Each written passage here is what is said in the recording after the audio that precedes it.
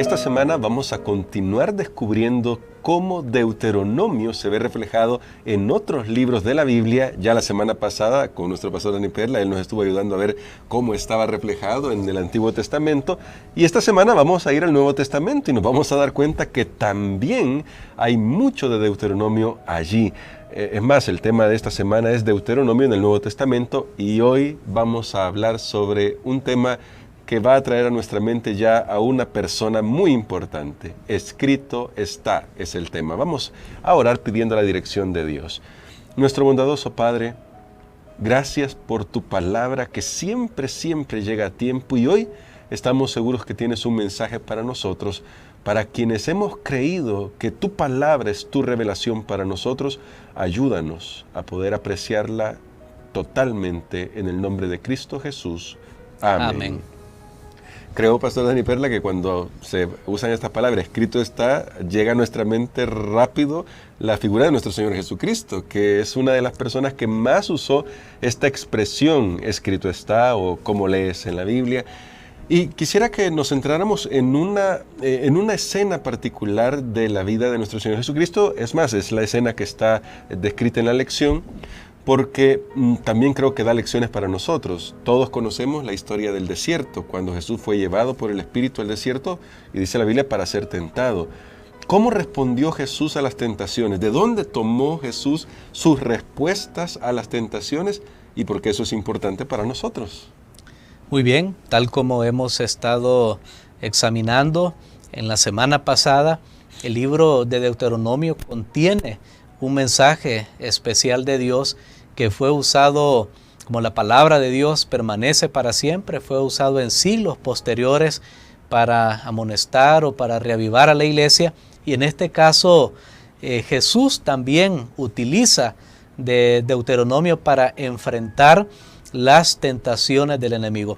A mí me llama la atención que Jesús pudo haber abordado las tentaciones de Satanás desde diferentes ángulos, estrategias. Digamos, sí, estrategias. Por ejemplo, él pudo haber debatido con Satanás. Hubiera sido un debate interesante, ¿verdad? Ahora, por ejemplo, cuando hay postulaciones a la presidencia y hay debates y las personas prestan atención para ver los puntos de cada uno, claro, o de diferentes puntos de vista, se hacen debates y hubiera sido interesante desde el punto de vista humano, digo, meramente, ver un debate entre Cristo y Satanás, cada uno poniendo sus argumentos. Sí. Pero Jesús no eligió esa estrategia.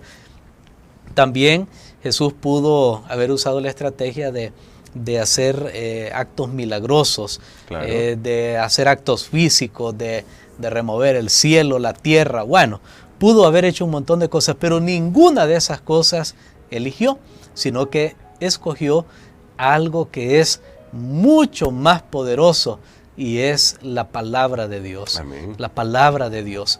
Así que esa fue la estrategia que Jesús utilizó, pero cuando yo estaba estudiando esta lección pensé que no solamente es por nombrar un versículo, sino que Jesús había tomado tiempo para internalizar esa palabra, para meditar en esa palabra, para reflexionar en esa palabra, de tal manera que cuando él pronunciaba esa palabra tenía poder en su vida y en aquellos que le escuchaban, en este caso en el enemigo. Amén. Eso que ha dicho es bastante importante, pastor, porque quiere decir que el Señor Jesús, enfrentando esta tentación, que es un modelo para nosotros, también nos dice cómo podemos tener poder nosotros en la vida.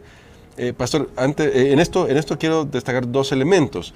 Primero, ¿cómo vencer nuestra tentación?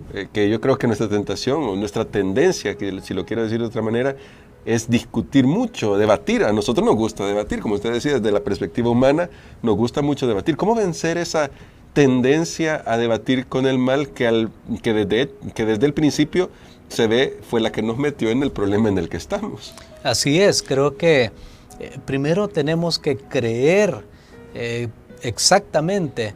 Tenemos que creer de todo corazón la palabra de Dios.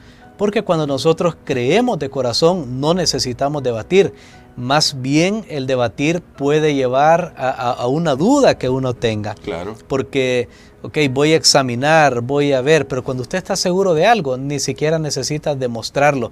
Entonces, creo que todo comienza con que nosotros estemos seguros de lo que dice la palabra de Dios. Estemos, no porque la palabra de Dios tenga que ser probada, sino porque yo tengo que realmente estar de acuerdo, confiar plenamente en lo que dice la palabra de Dios. Y lo otro que nosotros necesitamos hacer es saber que la palabra de Dios, los pensamientos de Dios y lo que Dios ha dicho, las órdenes de Dios, no necesitan ser discutidas ni defendidas. Y creo que aquí es un error. Nosotros pensamos que tenemos que defender a Dios, que defender la palabra de Dios. Pero Dios, y se lo voy a decir, Dios nunca nos ha pedido que lo defendamos a Él. No, simplemente nos ha pedido que creamos en Él. Amén. Eso me gustó también, pastor. Sí, a veces tenemos esa tendencia, ¿no? Es que tengo que demostrarle a la gente que así son las cosas. Pero eso creo que al final nos resta poder, pastor. Y ahí llegando a ese punto, ya que el Señor Jesús usaba el poder de la palabra en su vida, y sacó los textos con los que enfrentó esa tentación, fueron textos de Deuteronomio, específicamente Deuteronomio. ¿Cómo podemos aprender nosotros, pastor, a tener más poder en nuestra vida diaria? Siendo que tal vez uno podría excusarse y decir, sí, pero yo no soy Jesús, pues Él sí era especial, era diferente de mí. Realmente, ¿cómo podemos tener poder y no nos excusemos en esa afirmación que al final no es una afirmación verdadera? Creo que lo que demuestra que Jesús utilizó específicamente en el capítulo 6, están esos 3 versículos que Jesús utilizó contra el enemigo. Creo que lo que demuestra es que Jesús estaba muy familiarizado con las Escrituras. Y no es porque Él era Dios, no. Claro. Él era Dios, es cierto, pero la parte de Dios estaba, por decirlo, inactiva. Él estaba enfrentando las tentaciones del enemigo como hombre. De hecho, Satanás quería llevarlo al terreno de ser Dios, porque le dice que convirtió unas piedras en pan, cosa que un simple ser humano mortal no podía hacerlo. Entonces Satanás quería llevarlo a esa esfera de Dios, pero Jesús le dice no, porque si Jesús hubiera hecho ese milagro, a nosotros nos deja realmente, desarmados, nos deja sin un ejemplo, porque yo voy a decir, bueno, como Él era Dios, Él sí podía convertir la piedra en pan, claro, y yo no puedo. Pero más bien es al contrario. Lo que nosotros vemos aquí es que Jesús, en el plano, en la esfera puramente humana, enfrenta al enemigo. Y Jesús tuvo que crecer como todo niño, como todo joven, pero Él estaba muy familiarizado con la palabra de Dios. Pero esto, hermano Gerson, y aquí aprovecho porque recientemente estaba pensando, leyendo también acerca de María, la madre de Jesús. Sí. Cuando ella recibe el anuncio de que va a tener un hijo de una forma especial por el Espíritu Santo, y entonces ella compone un canto. Ese canto está saturado de pensamientos de las Escrituras. Así es. Y demuestra una gran inteligencia en María. Jesús escogió una mujer verdaderamente muy comprometida, muy dedicada, muy consagrada, pero muy inteligente. Entonces, ¿qué me dice eso? Que si Jesús conocía las Escrituras era porque su madre le orientó, lo indujo para que tuviera amor por las Escrituras. Entonces, no es porque era Dios, no, la mamá hizo un gran trabajo. Así que aquí podemos ver que nosotros también podemos hacerlo, y aprovecho para decirle a los padres, maestros, pastores, cuando la palabra de Dios es bien expuesta, va a producir cambio, conversión, va a ayudar a ese joven, a ese hermano, a esa hermana, a esa persona cuando esté pasando por momentos de tentación. Entonces, cuando estudiamos la palabra, Dios se encarga que en el momento de la prueba nosotros extraigamos los pensamientos que necesitamos para vencer. Qué lindo eso, pastor, porque el Señor siempre está ahí, ¿no? Pendiente, y si hemos hecho lo que hacía el Señor Jesucristo, internalizar, nos dijo el pastor al principio, la palabra de Dios, Dios también traerá a nuestra mente lo que necesitamos en el momento de la prueba, como ya bien lo destacó nuestro pastor. Así que, pastor, creo que este momento es especial como para orar y decir, Señor, gracias por el ejemplo que tenemos en Jesucristo, que usó la palabra del Señor para poder enfrentar la tentación, y así